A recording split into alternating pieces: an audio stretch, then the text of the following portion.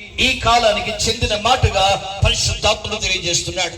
అగాగీడైనటువంటి ఆమాన్, ఎదోమీయుడైనటువంటి ఆమాన్ 3వ అధ్యాయం 13వ వచనంలో ఒక భయంకరమైన శాసనం చేశాడు. 127 దేశాల్లో ఉన్న యూదులందరి మీద కత్తి కట్టి మరణ శాసనం రాస్తూ అంచెగాడు చేతులకి ఇచ్చి దేశం అంతా పంపించాడు.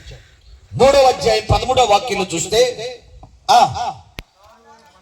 ఆదారు అనే 12వ నెల 13వ దినమందు యవనులేమి, వృద్ధులేమి, శిశువులేమి,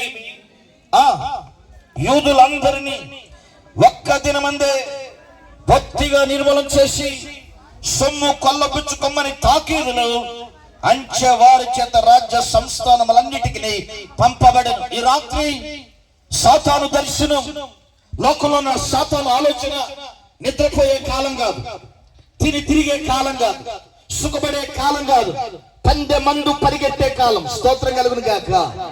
దుష్టుల ఆలోచన చొప్పున నడిచేవాడు కాదు క్రైస్తవుడు. పాపుల మార్గమున నిలిచేవాడు కాదు క్రైస్తవుడు. అపహాసులు కూర్చుండే చోటున కూర్చుండేవాడు క్రైస్తవుడు కాదు. నడిచే భక్తి మంది కాదు, నిలిచే భక్తి మంది కాదు, చతికిలబడి